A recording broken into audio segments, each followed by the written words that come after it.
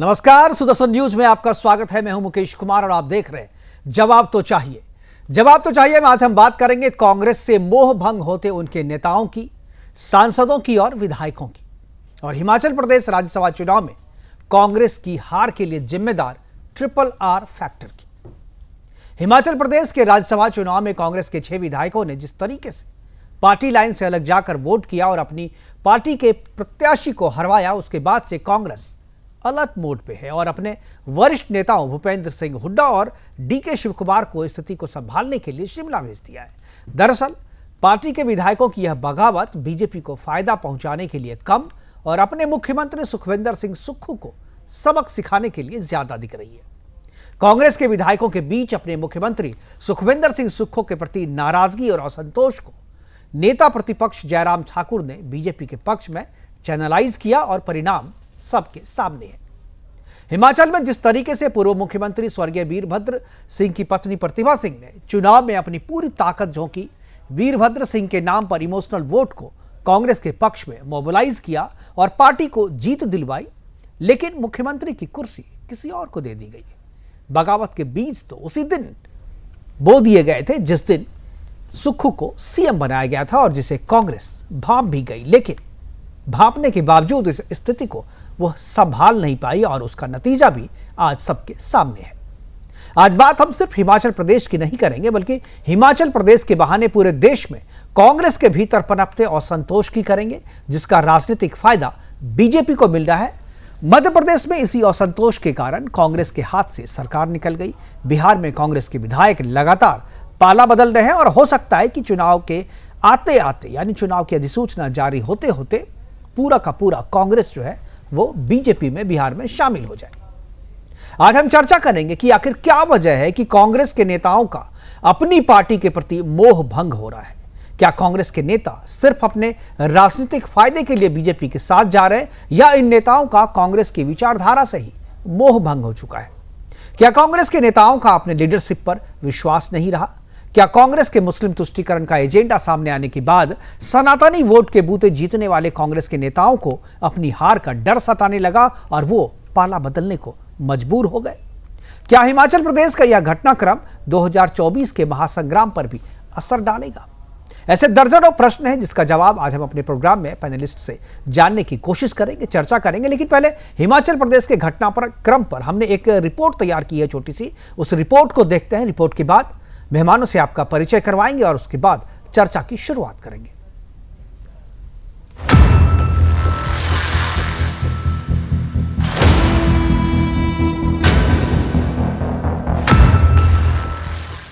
हिमाचल प्रदेश की राजनीति में RRR चल रहा है।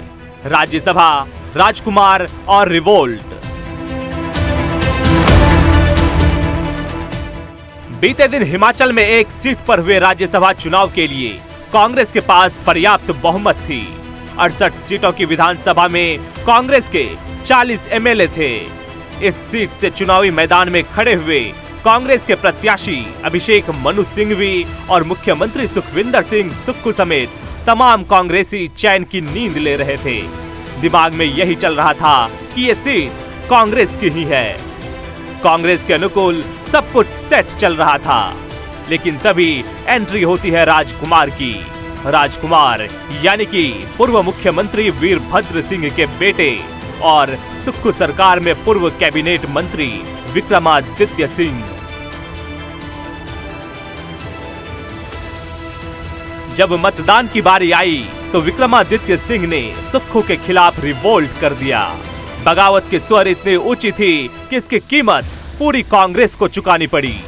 अगर सोशल मीडिया ट्रेंड के अनुसार बात करें तो कांग्रेस के लिहाज से विक्रमादित्य सिंह द्वारा विद्रोह करने का तरीका थोड़ा कैजुअल था। विक्रमादित्य समेत 5 अन्य विधायकों ने क्रॉस वोटिंग कर दी, जिससे मुंगेरी लाल के हसीन सपने संजोए कांग्रेसी प्रत्याशी चुनाव हार गए। हिमाचल में चल रहे सियासी उठापटक के बीच क्रॉस वोटिंग करने वाले सारे विधायकों की मीटिंग पंचकूला में कुछ बीजेपी नेताओं के साथ भी हुई। इन सारे घटनाक्रम के बाद विक्रमादित्य ने सूबे के कैबिनेट मंत्री के पद से भी इस्तीफा दे दिया। विक्रमादित्य की नाराजगी साफ तौर पर सूबे के मुख्यमंत्री से थी। आपको बता दें, विक्रमादित्य सिंह के सुक्खू को लेकर नाराजगी पहले भी रही है। आज प्रेस कॉन्फ्रेंस करते समय विक्रमादित्य ने राज्य के मुख्यमंत्री और कांग्रेसी आला कमान पर कई आरोप लगाए हैं। प्रेस कॉन्फ्रेंस में विक्रमादित्य ने कांग्रेसी आला कमान और मुख्यमंत्री द्वारा उनके माता पिता और बाकी एमएलए को नजरअंदाज करने का भी आरोप लगाया है। इस तरीके की जो चीज हुई है, हम इमोशनल लोग हैं। इमोशनल पद से हमें कोई लेना देना नहीं है। हमको ये कोई लेना देना नहीं है कि सरकार रहती है कि नहीं रहती है, हम पद पे रहते हैं कि नहीं रहते हैं, मगर एक रिगार्ड, एक रिस्पेक्ट जो होनी चाहिए थी। बारी बारी बोलने के बावजूद जो चीज ये नहीं कर सके, ये बहुत दुर्भाग्यपूर्ण है।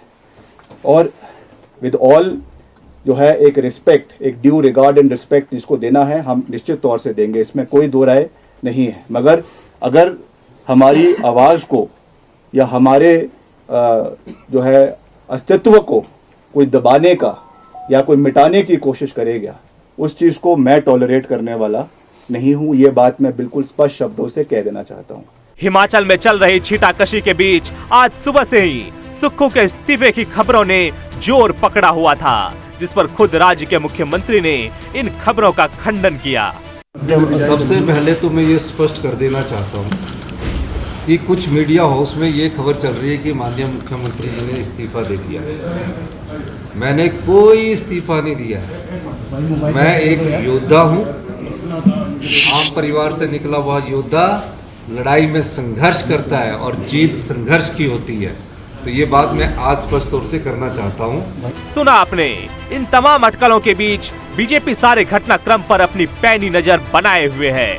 कांग्रेस के पास सरकार बचाने की समस्या काफी विकट हो गई है, इसलिए तो आनन फानन में बीजेपी के 15 विधायकों को कल सस्पेंड कर दिया गया और बागी विधायकों पर कार्रवाई के मोड में जुटी हुई है। मामले पर जयराम ठाकुर ने साफ साफ कहा है कि कांग्रेस सूबे में अपना मैंडेट खो चुकी है। ऐसे में देखना दिलचस्प हो जाता है कि अब हिमाचल की राजनीति में आगे क्या होता है। क्या हिमाचल की बगावत का असर 2024 के चुनाव पर भी पड़ेगा? 43 विधायकों की स्ट्रेंथ वो अपने पास बतलाते रहे और उसमें 34 ही रह गए और भारतीय जनता पार्टी के भी 34 वोट पड़े राज्यसभा में। तो स्वाभाविक रूप से वो अपना जो मैंडेट जिसको बोल सकते हैं वो खो चुके हैं और इसलिए हिमाचल प्रदेश में कांग्रेस पार्टी को सत्ता में रहने का कोई नैतिक अधिकार नहीं है।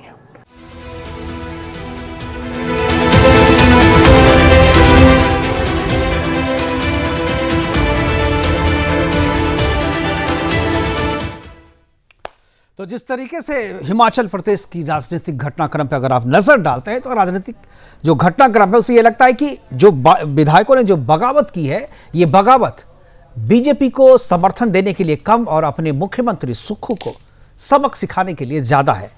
क्या है घटनाक्रम का असर, क्या पड़ेगा? क्या सरकार रहेगी या सरकार जाएगी? और अगर सरकार नहीं भी जाती है, सरकार रह भी जाती है, तो क्या इस घटनाक्रम का असर 2024 की लड़ाई पे पड़ेगा? करेंगे चर्चा, और चर्चा को आगे बढ़ाने के लिए हमारे साथ कुछ मेहमान हैं, उनसे मैं आपका परिचय करा दूं। हमारे साथ अविनाश सिंह जी है, राजनीतिक विशेषज्ञ के तौर पे। हेमंत जी है हमारे साथ, वरिष्ठ पत्रकार है, हिमाचल प्रदेश की खबरों पे, और हमें हिमाचल प्रदेश से है तो वहाँ की खबरों पे बहुत बारीक नजर रखते हैं और बहुत अच्छी समझ भी रखते हैं। मधु मुकुल त्रिपाठी जी है, वरिष्ठ अधिवक्ता है सुप्रीम कोर्ट के। इसके अलावा हमारे साथ बीजेपी के जो प्रवक्ता है विक्रम शर्मा जी, वो भी हैं, और विजय डोगरा जी कांग्रेस के प्रवक्ता के तौर पे हैं। सभी मेहमानों का स्वागत है और चर्चा की शुरुआत जो है मैं विजय डोगरा जी से करना चाहूँगा। विजय जी, जिस तरीके से आपकी पार्टी में ये बगावत हुई और अब आपकी पार्टी की सरकार जो है वहाँ पर मुश्किल में दिख रही है, क्या आपको लग रहा है यह जो बगावत है, ये बगावत मुख्यमंत्री के खिलाफ है, ना कि पार्टी के खिलाफ? क्योंकि जो विक्रमादित्य सिंह है, उन्होंने जो बयान दिया, उन्होंने जो प्रेस कॉन्फ्रेंस किया, उस प्रेस कॉन्फ्रेंस को मैंने बड़े गौर से सुना। उन्होंने आला कमान के खिलाफ कुछ भी नहीं कहा है। उन्होंने जो राज्य के जो मुख्यमंत्री हैं सुक्खू, उनके प्रति उन्होंने अपनी नाराजगी जताई और अपनी अवहेलना करने का आरोप उन पे लगाया। क्या उनकी बात को कांग्रेस आला कमान सुनेगी, तवज्जो देगी? किस तरीके से इन सारी चीज़ों को टैकल कर रही है कांग्रेस? सबसे पहले तो जितने साथी जुड़े हैं सबको नमस्कार करता हूं और आपके इस चैनल के माध्यम से ये बताना चाहता हूं कि कांग्रेस की सरकार को जिस तरह से अस्थिर करने का एक प्रयास भारतीय जनता पार्टी, क्योंकि जब से कांग्रेस की सरकार बनी थी तब से ये कह रहे थे कि ये नैतिक जिम्मेवारी खो चुकी है, अब ये जनहितैषी फैसले नहीं कर रही है, इसको जाना तय। मुझे ऐसे लग रहा है कि ये जो कुछ भी घटनाक्रम घटा है ये बड़ा दुर्भाग्यपूर्ण है। और जहां तक हमारे विधायकों की बात है, विधायक भी क्योंकि कांग्रेस पार्टी से चुन के आए हैं और पार्टी से चुन के आना और उसके बाद इस तरह का घटनाक्रम होना ये अपने आप में एक लोकतंत्र के लिए अच्छा नहीं है। लेकिन जहां तक सवाल कांग्रेस का है, कांग्रेस क्योंकि 5 वर्ष हम लोग संघर्ष करते रहे, बीजेपी की सरकार रही, उसके बाद हम लोग संघर्ष के बाद हम लोगों ने सरकार कांग्रेस की बनाई और कांग्रेस जनहितैषी सरकार है और सरकार इस पे काम भी कर रही थी। लेकिन एक मुश्त जब ये बात घटनाक्रम घटी तो इसमें मुझे ऐसे लग रहा है कि भारतीय जनता पार्टी ने जिस तरह का ये खेल खेला है उस खेल के साथ कांग्रेस को डिस्टेबलाइज करने की जो कोशिश की है, शायद उसके लिए ये कामयाब नहीं।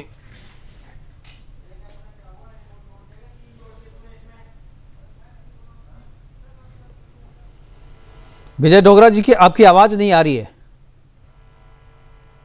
विजय डोगरा जी की आवाज नहीं आ रही है। एक बार जरा मैं अपने पीसीआर टीम से कहूंगा कि एक बार उनके ऑडियो को फिर से ठीक करें, फिर दोबारा मैं विजय डोगरा जी के पास जा रहा हूं। तो क्या डोगरा जी आवाज मिल रही है आपको? जी, बात कंटिन्यू करें सर। तो मैं ये कह रहा था कि अब क्योंकि प्रदेश के माननीय मुख्यमंत्री ने भी बड़े स्पष्ट तौर पे कहा है कि हम लोग जिस तरह से काम कर रहे हैं उस तरह से हम लोग सबको साथ लेके चलने की हम लोगों ने बात कही थी और अगर कोई मनमुटाव था भी तो हम लोग बैठ के इसको निपटा सकते थे। उसके लिए हम लोग ये चाहते हैं कि जो कांग्रेस के हाथ के पंजे के निशान पे चुन के आए हैं लोग, वो कांग्रेस के साथ जुड़े रहें और कांग्रेस का वो साथ दें। इस तरह से हम आगे बढ़ सकते हैं। और प्रदेश में ये जो अटकलें लगाई जा रही है कि सरकार जा रही है, क्योंकि विक्रमादित्य सिंह हमारे लोक निर्माण मंत्री हैं और उनके पिताजी ने कितने वर्ष इस प्रदेश का नेतृत्व किया है और वो बड़े परिपक्व व्यक्तित्व के धनी थे। और हमारे जो बाकी विधायक हैं, अभी 34 विधायक तो बिल्कुल मुख्यमंत्री के साथ कंधे से कंधा मिला के खड़े हैं। और मैं समझता हूं कि विक्रमादित्य सिंह और उनकी जो माताजी हमारी प्रदेश अध्यक्षा हैं, ये सारे संगठन और सरकार मिलके एक बार फिर, क्योंकि 5 साल के लिए हमें मैंडेट प्रदेश की जनता ने दिया है, उसके ऊपर हम लोग काम कर रहे हैं और हम सभी को साथ लेके आगे बढ़ने का हम लोग प्रयास करेंगे। तो मतलब आपको कांग्रेस के भीतर जो बगावत हुई उसके लिए आप बीजेपी को कहीं से जिम्मेदार नहीं मानते, बीजेपी को दोष नहीं देते आप?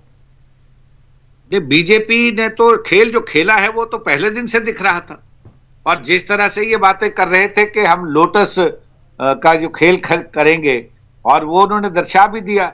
और जिस तरह से वो हमारे विधायकों को सीआरपीएफ और हरियाणा लेके गए हैं, मुझे ऐसे लगता है कि हमारे विधायक क्योंकि बड़े परिपक्व हैं और उसमें तो सीनियर मोस्ट विधायक भी हमारे साथ हैं और मैं उनसे भी ये कामना करूंगा कि वो अपनी इस पार्टी की एकता के लिए वो पुनः वापसी करें और संगठन के साथ खड़े होके इस सरकार को बचाने में अपनी अहम भूमिका निभाएं और प्रदेश के माननीय मुख्यमंत्री के साथ अगर उनकी कोई मनमुटाव है तो बैठ के वो उनको निपटाएं। ठीक है, विक्रम जी हमारे साथ हैं, बीजेपी के प्रवक्ता है, वहीं से हैं। मैं एक बार विक्रम जी चाहूंगा, विक्रम जी क्या जवाब है आपके पास? जी सभी को नमस्कार। जी नमस्कार। देखिए, जैसा कि मेरे कांग्रेस के बंधुगण ने कहा, अभी तक ये कह रहे थे कि जनता का मत, अभी तक हम कह रहे थे कि कांग्रेस जनता का विश्वास खो चुकी है, लेकिन अब तो पूर्णतः प्रतीत हो रहा है कि ये पूरी तरह से गैर जिम्मेदाराना सरकार है। अभी तक इसमें ये अपने लोगों के साथ ही समन्वय नहीं बिठा पा रहे हैं। बीजेपी ने खेला किया है, ऐसा कह रहे हैं, बीजेपी ने खेला किया है। अरे वो चुने हुए विधायक हैं, वो कोई बच्चे नहीं है। उनके साथ जो है बहुत सौतेला व्यवहार किया जा रहा है। आज ये कह रहे हैं कि उनके पिताजी बहुत जो है जिम्मेदार व्यक्ति रहे हैं। अब उनकी याद आ रही है इनको, अब उनकी याद आ रही है। जब उनके परिवार के साथ ऐसा सौतेला व्यवहार कर रहे थे तब उनको इस चीज की याद नहीं आ रही थी। देखिए, इसमें ऐसा है, सुक्खू जी पूरी तरह से तानाशाह बने हुए हैं। उनकी नजर में एक जो वह किसी को सम्मान नहीं देना चाहते हैं, बड़ों को सम्मान नहीं देना चाहते हैं, साथ के विधायकों को सम्मान नहीं देना चाहते हैं। जनता अगर ये बात करते हैं, जनता में तो ये पूर्णतः विश्वास खो ही चुके हैं। लेकिन आज कल जो ये कृत्य हुआ, इससे पूरी तरह से इनके कांग्रेस में जो अंतर कलह चल रही थी, ये इसका स्पष्ट उदाहरण है कि अब इनकी ये सरकार बिल्कुल किंचित मात्र भी चलने वाली नहीं है। अगर हम जनता की बात करें, अगर हम इलेक्शन करा लेते हैं तो आप देख लीजिएगा, ये स्पष्ट होगा कि 10 सीटें भी कांग्रेस नहीं जीत पाएगी। 14 महीने में जनता तो त्रस्त ही त्रस्त। अब इनके अपने हेमंत जी बताएंगे, हेमंत जी का एनालिसिस है, वो बताएगा कि अगर अभी चुनाव हो जाए तो क्या होगा। हेमंत जी, क्या आपको लगता है ये बगावत जो है, मतलब ये इतनी खतरनाक है कि अभी अगर चुनाव हो जाए तो सरकार चली जाएगी, या अभी आपको क्या लगता है जो 15 विधायकों को, बीजेपी के विधायकों को निलंबित कर दिया गया है और उसके बाद इनके अपने 6 विधायक जो है वो अपनी पार्टी से अलग चल रहे हैं, खफा चल रहे हैं, बगावत किया है, क्या आपको लगता है कि ये बगावत उतनी सीरियस है कि सरकार को चिंतित होना चाहिए? सरकार पे खतरा है? क्या सरकार बचेगी, रहेगी? क्या सोचते हैं आप? 2-3 बातें हैं इसमें मुकेश जी। मैं थोड़ा सा करेक्ट करूं आपके जिन्होंने भी ये वीडियो पहले जो बनाया था प्रोग्राम। एक तो विक्रमादित्य सिंह ने क्रॉस वोटिंग में हिस्सा नहीं लिया, ठीक है। विक्रमादित्य सिंह 34 एमएलए में थे जो कि कांग्रेस पार्टी के वहां थे। ये 6 एमएलए अलग, ठीक है जी। विक्रमादित्य उसमें शामिल नहीं थे। हाँ जी, ठीक है। आपके जो कहा कि विक्रमादित्य सिंह समेत पांच विधायकों ने क्रॉस वोटिंग किया, विक्रमादित्य सिंह ने क्रॉस वोटिंग नहीं की। विक्रमादित्य सिंह आज भी बजट में बैठे हुए थे, ठीक है। तो वो 6 विधायक जो है क्रॉस वोटिंग वाले या जिनके ऊपर आरोप है, तो वो 6 विधायक अलग से है। एक बात ये हो गई। दूसरा, आपने कहा कि कितना खतरनाक है। देखिए, आगे सरकार ये मसला अलग से है कि आगे क्या होगा, लेकिन फिलहाल तो ये है कि 40 एमएलए होने के बावजूद 25 एमएलए वालों पार्टी का सदस्य जीता है। बिल्कुल ठीक है। ये तो क्लियर कट दिख रहा है कि कांग्रेस के भीतर जो है मतलब क्या चल रहा था कि आप मतलब जो एक तरफा लग रहा था, कोई भी बोल सकता है यार 40 विधायक बिल्कुल, और आप 25 विधायकों वाली पार्टी, अच्छा पार्टी का जो है वो राज्यसभा में चुन के चला जाता है। एक बात। दूसरी चीज ये है कि ये जो भी घटनाक्रम हुआ है, ये ऐसा नहीं कि आजकल में हुआ है। देखिए, इसकी इबारत तो हम पिछले 5-6 महीने से पढ़ रहे थे सोशल नेटवर्किंग साइट पे और सोशल मीडिया पे और बयानबाजियों में तमाम तरह के। खासतौर पे ये सुधीर शर्मा जो कांग्रेस के बड़े पुराने नेता है, कैबिनेट मंत्री भी रहे हैं, और राजेंद्र राणा जिन्होंने एक्स चीफ मिनिस्टर धूमल जी को हराया था, इनके बयान, इनकी तल्खियां ये दिख रही थी। लेकिन इसको मुझे लगता है कि वो हल्के से लिया पार्टी ने, संगठन ने, बड़े नेताओं ने, और वो हल्का जो है इनको भारी तो पड़ा है। अभी देखिए, दूसरा आपने कहा कि सरकार, अभी मुझे ऐसा नहीं लगता सरकार को खतरा उतरा वाली बात तो नहीं दिख रही अभी, क्योंकि अब ये आगे को, हाँ ये जरूर है, पेंडोरा बॉक्स एक ऐसा खुल गया है जो आने वाले दिनों में बहुत टेंशन वाला रहेगा डायरेक्टली इनडायरेक्टली। बिल्कुल। तो क्या आपको एक लगता है, मैं उसके बाद अविनाश जी के पास जाऊंगा, चूंकि अविनाश जी को मैं इसी के लिए यहाँ बिठा, क्योंकि नेशनल पर्सपेक्टिव में इसका क्या असर पड़ेगा उस पर मैं चर्चा करना चाहता हूँ। क्या आपको लगता है कि छोटे से हिमाचल जैसे स्टेट से इस तरीके की बगावत की जो बात आई है, जो एक धुआं निकला है यहाँ से, क्या आपको लगता है 24 की लड़ाई में कोई असर होगा इसका? हेमंत जी। देखिए, 24 की लड़ाई तो हम आप जानते हैं कि किस तरह से लड़ी जा रही है, बिल्कुल। और ये हिमाचल का मैसेज, हिमाचल मतलब 4 सीटों वाला है, और 4 सीटों में भी किस तरह का यहाँ पे समीकरण बने हैं भी वो भी हम सभी देख रहे हैं। निश्चित तौर पे चर्चा तो पूरे देश में भी आज सबसे ज्यादा हिमाचल की चर्चा हो रही है कि अच्छा, उसमें ऐसा नहीं है कि पार्टी से नाराजगी है, पार्टी से नाराजगी वाले लोग नहीं है, ये नहीं है, बिल्कुल। आप व्यक्ति से नाराज है। हाँ, ये जो सत्ता में जो बैठे लोग हैं, शीर्ष पे हैं, उनसे नाराजगी है, पार्टी से नाराजगी नहीं है। क्योंकि इसमें एक आधा नाम ऐसा है, खासतौर पे यहाँ बड़सर के विधायक है, जिनको मैं तो इतने सालों से हम देख रहे हैं, मेरे को ऐसे बढ़िया कांग्रेसी यहाँ ढूंढ के नहीं मिलते कहीं पे। लखनपाल जी है वहां विधायक जिन्होंने क्रॉस जो बगावत में है सारे, तो पार्टी से नाराजगी वाला मसला तो मुझे नहीं दिख रहा है कहीं भी, है ना। और अभी चली हुई मान और मनोबल अभी तक कोई बयान भी पार्टी के खिलाफ जो है या पार्टी के नेताओं के खिलाफ किसी भी बागी नेताओं का आया भी नहीं है, इसलिए लगता है कि व्यक्ति से जो है नाराजगी है और उसकी वजह से हुआ है और इसका लोकल ही असर पड़ेगा।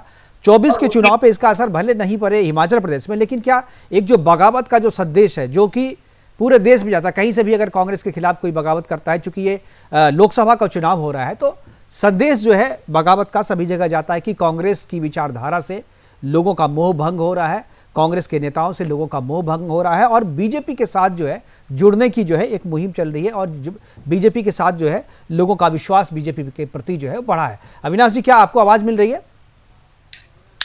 हाँ जी अविनाश जी, अगर आपको आवाज़ मिल रही है तो मैं चाहूँगा कि इसमें कि इस छोटी सी मैं केवल हिमाचल प्रदेश के परिप्रेक्ष्य में केवल नहीं, मैं चाहता हूँ कि पूरे देश के परिप्रेक्ष्य में आप इस घटना को चिन्हित करें, इस घटना को थोड़ा विश्लेषण करें। जी जी आ रही है पर आपकी किसी भी गेस्ट की आवाज़ मुझे नहीं आ रही। कोई बात नहीं, आप बोलिए, उसके बाद आने लगेगी। जी जी जी जी बहुत बहुत धन्यवाद मुकेश जी आपका और सबको जय श्री राम। देखिए, राजनीतिक विशेषज्ञ हर तरीके से इवेंट्स का आकलन कर रहे हैं।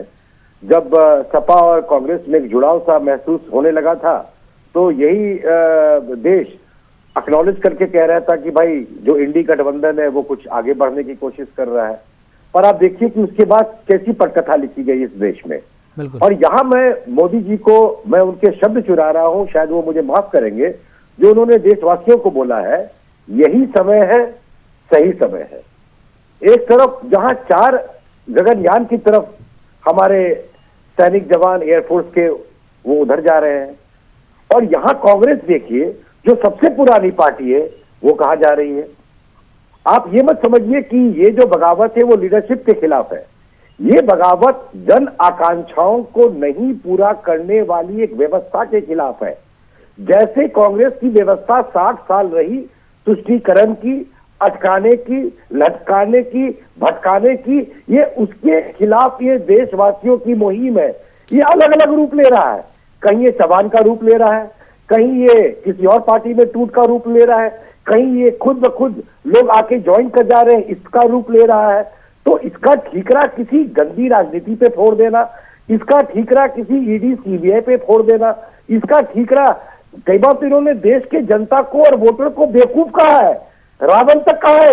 इनके अध्यक्ष ने तो वोटरों को रावण भी कहा है। पहले भी लोगों को मालूम था कि हिमाचल में 4 सीटें लोकसभा की मोदी जी जीत रहे हैं। कोई जल्दीबाजी में भाजपा नहीं थी वहां पे सरकार में आने की, और जल्दीबाजी में थी भी क्योंकि मोदी जी कहते हैं यही समय है, सही समय है। आज के देश में भाजपा, एनडीए और ये देशवासी ये एक तरफ है और ये विकसित भारत की तरफ निकल चुके हैं। अब इस मुहिम में कौन आता है, किस रूप में आता है, राजा के रूप में आता है, जात के लीडर के रूप में आता है, किसान के रूप में आता है, पर वो मोदी जी के पीछे खड़ा है, यही कह रहा है सही समय है, यही समय है, विकसित भारत की तरफ जाना है तो मोदी जी के साथ हो लो, चाहे किसी भी रूप में हो लो। बिल्कुल यही समय है और सही समय है। अगर आगे बढ़ना है, राजनीति में करियर संवारना है, मजबूत करना है तो बीजेपी का दामन थाम लो। ये तो सबको लग रहा है, मुझे लग रहा है कांग्रेस के नेताओं को भी ये बात समझ में आ रही है और इसीलिए वो जो आखिरी टाइम में तुष्टीकरण पे आधारित नहीं है। बिल्कुल बिल्कुल तुष्टीकरण पे आधारित नहीं है, इसके केंद्र में सिर्फ और सिर्फ विकसित भारत है मुकेश जी।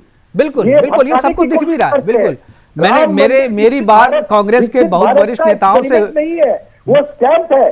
राम मंदिर विकसित भारत का एक्सपेरिमेंट नहीं है, स्टैंप है। यहाँ से हम शुरुआत कर रहे हैं। 25 साल अमृत काल में विकसित भारत के जो सपने जो विकसित हो रहे हैं, हम उसको साकार करने की बात करें। आप देखिए हिमाचल में क्या हो रहा है। अच्छा हिमाचल छोड़िए, आप देखिए कि सपा वाले क्या कर रहे हैं, कर्नाटक में क्या हो रहा है। बिल्कुल सर, आऊंगा अविनाश जी, दोबारा आऊंगा एक बार। बहुत देर से मधु मुकुल त्रिपाठी जी आप सभी लोगों को सुन रहे हैं, आपको तो आवाज नहीं आ रही थी लेकिन मधु मुकुल त्रिपाठी जी को सबकी आवाज मिल रही थी, सबको सुन रहे थे और वरिष्ठ अधिवक्ता है। और सर आप एनालाइज भी कर सकते हैं इस पूरे घटनाक्रम को, लेकिन मैं 2-3 टेक्निकल चीज को साफ करने के लिए आपको बिठाऊं कि एक जो है विधानसभा अध्यक्ष जो है उन्होंने 15 विधायकों को निलंबित कर दिया है और ताकि अपनी सरकार बचाने के लिए तत्काल जो है, जो आलाकमान की तरफ से आया था कि भाई तत्काल सरकार बचानी है तो भाई विधायकों को सस्पेंड कर दो, तो वो सस्पेंड कर दिया गया है। एक जो ये मसला आया कि भाई टॉस के जरिए या जो पर्ची निकाल करके हुआ है, जो नियम था उस नियम के तहत। एक चीज़ मैं जानना चाहता हूँ, कल भी हमारे साथ जो पैनलिस्ट बैठे हुए थे वकील साहब DK दुबे जी, उनसे भी मैंने ये बात सवाल पूछा था, तो उन्होंने जो कहा था, मैं चाहता हूँ आपकी राय इसमें हो कि क्या ये जो विवेक से फैसला लेने का जो मसला होता है विधायकों का राज्यसभा में, क्या आपको लगता है कि ये एक करप्शन का विंडो खोल देता है? मुकेश जी, मैं थोड़ा सा आपसे फ्रीडम लूंगा। जी जी, मैं आप बोल थोड़ा सकते हैं, सा पूरा नहीं, इस विषय आप थोड़ा फ्रीडम ना लें, आप पूरा फ्रीडम लें। जी, जहां तक प्रश्न उठता है राज्यसभा, राज्यसभा हमारे यहाँ उच्च सदन माना जाता है। बिल्कुल, उच्च सदन का मतलब है जहां विद्वान लोग बैठते हों। अतः यहां पर जो भी विधायक हैं, जब राज्यसभा के सांसद का चयन करते हैं तो पार्टी के विचारधारा से ऊपर उठकर करते हैं, इसलिए यहां करप्शन को आप नहीं ला सकते, इसलिए उसकी प्रक्रिया भी अलग है। जैसा कि आपने बताया कि 15 विधायकों को इन्होंने सस्पेंड कर दिया, इसके विषय में भी मैं आपको स्पष्ट कर दूं कि अगर ये कोर्ट में जाएंगे तो इनके पक्ष में निर्णय होगा और जो सस्पेंड करने वाले लोग हैं वो क्षण भर भी नहीं टिक पाएंगे। मैं बड़े ध्यान से अपने अभिन्न मित्रों को, सभी हमसे ज्यादा विद्वान हैं, उनको सुन रहा था। मुकेश जी, नेतृत्व की आवाज कोई सुन नहीं पा रहा है। आप सोचिएगा, इस बीजेपी को केवल दो सीट होती थी, आज 400 के पास पहुंच गए। बिल्कुल, कारण क्या है? केवल कारण विकास एकमेव नहीं है, वस्तुतः विकास एक कर रहे हैं, लेकिन जनमानस की भावना, भारत एक धर्म। देखिए, मैं अधिवक्ता हूं और अधिवक्ता मैं संवैधानिक और क्रिमिनल चीजों को देखता हूं। नेतृत्व की आवाज हम लोग ज्यादा सुनते हैं। नेतृत्व में भारत की धर्मप्राण जनता इस चीज को लेकर चल रही है कि हमारी अस्मिता, हमारे गौरव पर प्रहार कौन कर रहा है और हमारी अस्मिता और हमारे गौरव को बढ़ा कौन रहा है, यह देखा जा रहा है। केवल विकास एकमात्र आपके जीवन का लक्ष्य नहीं हो सकता। बिल्कुल, अगर विकास, तो ईरान में बहुत विकास था, तुर्की में विकास था, क्या हुआ? जब ये आ गए, इन्होंने क्या किया? वहां जीवन दूभर कर दिया है। आपने देखा होगा ईरान में क्या हो रहा है। बिल्कुल, तो बिल्कुल। उन परिस्थितियों को भारत का जनमानस सुन रहा है। अब आप किसी का स्टेटमेंट देख लीजिए, कांग्रेस का देखिए, श्री राम काल्पनिक है। श्री राम के जन्मभूमि के उद्घाटन में मंदिर में नहीं जाएंगे, ये विक्रमादित्य गए। उसी समय कांग्रेस को समझ लेना था कि कहीं ना कहीं हम मूर्खता कर रहे हैं, लेकिन कांग्रेस को समझ नहीं आई। अब आप सपा की देख लीजिए, सपा को भ्रष्टाचार के अलावा कुछ नहीं चाहिए। बिल्कुल, बिल्कुल, बिल्कुल। मैं एक बार जी बिल्कुल सही कह रहे हैं। विजय डोगरा जी के पास जाऊंगा, उसके बाद विक्रम जी के पास। विजय डोगरा जी, क्या लगता है कि Congress, let me finish it, जी जी, लेट मी फिनिश इट। नेतृत्व की आवाज अगर नहीं सुनेंगे तो ये खत्म हो जाएंगे, इसलिए नेतृत्व की आवाज सुने, जनमानस की भावना को समझने का प्रयास करें। बिल्कुल। डोगरा जी, क्या आपको लगता है कि केवल कांग्रेस की विचारधारा के प्रति कांग्रेस के नेताओं का ही नहीं, आम जो जनमानस है उनकी आस्था भी कांग्रेस से डिग रही है और इसीलिए कांग्रेस में लगातार इस तरीके की बातें आती है? अगर आप हिमाचल प्रदेश की बात को छोड़ भी दें, हिमाचल प्रदेश की बात को अगर किनार कर दें, तो पूरे देश में इसी तरीके का माहौल है। कांग्रेस के नेता जब वो बीजेपी का दामन थाम रहे, क्या लगता है कि कहीं ना कहीं विचारधारा के स्तर पे कांग्रेस को एक बार रीथिंक करना चाहिए? डोगरा जी, आवाज आ रही है आपको? विजय डोगरा जी जी जी जी आ रही जी, बताएं सर। आ रही सर, इस तरह का माहौल बना है जी। कभी मैं सुन रहा था, बड़े वरिष्ठ अधिवक्ता हैं और वो ये कह रहे थे कि नेपथ्य की आवाज हम सुनते हैं, हमें नेपथ्य की आवाज कांग्रेस भी सुनती है। ऐसा नहीं है, लेकिन आज जिस तरह का माहौल यहाँ बना हुआ है, उस सारे माहौल में मैं एक बात ये करना चाहता हूँ कि आज देश किस तरफ चला है और हम अगर हम लोकतंत्र में भी अगर इस तरह के घटनाक्रम को अगर हम दोहराएंगे तो वो दुर्भाग्यपूर्ण है। और कांग्रेस की जो शैली है, कांग्रेस ने, क्योंकि अब ये जो हिमाचल एक ऐसा राज्य था, और अभी हेमंत जी कह रहे थे कि लखनपाल जी को वो जानते हैं, और लखनपाल जी के साथ मैंने भी काम किया है। और लखनपाल जी तो हमारे कांग्रेस सेवा दल का अनुशासित संगठन है, उसके वो मुखिया रहे हैं। अब ये क्या घटनाक्रम घटा है उसके बारे में तो वही बता सकते हैं, लेकिन फिर भी मैं एक बात ये करना चाहता हूं कि आज प्रदेश में हर कुछ ठीक करने के लिए हम लोगों को ये समझना पड़ेगा कि हम सभी एकजुटता के साथ और एक तत्परता के साथ हम आगे बढ़ सकें, ताकि हम एक नई सोच के साथ जो नई पीढ़ी है उसको हम लोग क्या दे पा रहे हैं, उसके लिए हमें भी उदाहरण बनना पड़ेगा। बिल्कुल, लेकिन तो पहली चुनौती तो जी विजय जी, पहली चुनौती तो आपको सरकार को बचाने की है ना, क्योंकि सरकार अभी आपकी सुरक्षित नहीं है, आपके जो विधायक हैं अभी सरकार, क्योंकि सरकार बचेगी नहीं, सरकार 5 वर्ष अपना कार्यकाल भी पूर्ण करेगी, और जो कुछ थोड़ी बहुत अगर मन मुटाव बीच में है भी उनको मिटा के हम लोग आगे बढ़ने का प्रयास करेंगे। जी विक्रम जी, क्या लगता है सरकार इनकी जाएगी क्या? बीजेपी सरकार बनाने की कोशिश करेगी वहाँ हिमाचल प्रदेश में? क्या आप लोग तैयार हैं फिर से सरकार बनाने के लिए? जी, हम पूरी तरह से तैयार हैं। और जहां तक गिराने की बात है, बीजेपी को इसके लिए बीजेपी की आवश्यकता ही नहीं है। इनके अपने लोग ही, इनका जो है अंतरकलह इतना बढ़ गया है, इनके अपने ही लोग। सुक्खू जी, और एक बात आपको और कहना चाहूंगा, पहले दिन का सुक्खू जी का बयान है कि मैं 94% हिंदू विचारधारा को हरा कर आए। उसी दिन ये हार गए थे, उसी दिन इनका मुख्यमंत्री बनने के बाद इनका पहला बयान ये था। और इनको ये याद रखना होगा कि अगर देवभूमि में ये हिंदुत्व विरोधी अगर ये बात करेंगे तो ये यहां कभी स्थापित हो ही नहीं सकते हैं।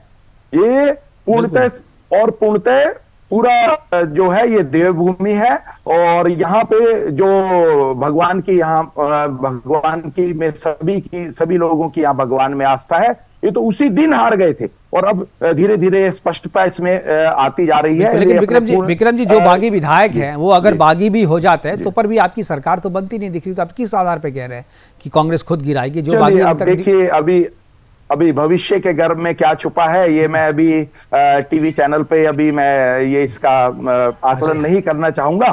तो ये मतलब आप ये कह रहे हैं कि 6 तो केवल दिख रहे हैं, बाकी और भी हैं।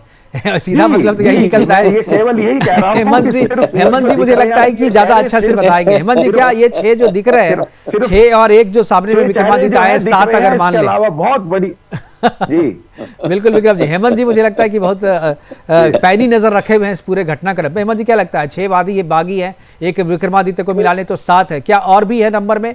उसके आधार पर बीजेपी ये दावा कर रही है? विक्रम जी भी कह रहे थे, मैं उस पर इत्तेफाक रख रहा हूँ कि सियासत ना बड़ी जल्दी चेंज होती है। यू नेवर नो कि कब रात को क्या घटनाक्रम हो जाएगा। लेकिन जो मसला हुआ है, मसला खाली इतना सा है कि कांग्रेस की जो असंतोष था इनका, है ना, वो पिछले 6 महीने से 7 महीने से सरकार बनने के बाद ही था कई लोगों में सारा। उस चक्कर में बीजेपी ने अपना एक सांसद बना लिया है। बिल्कुल, ये बात मैं भी कह रहा था जी।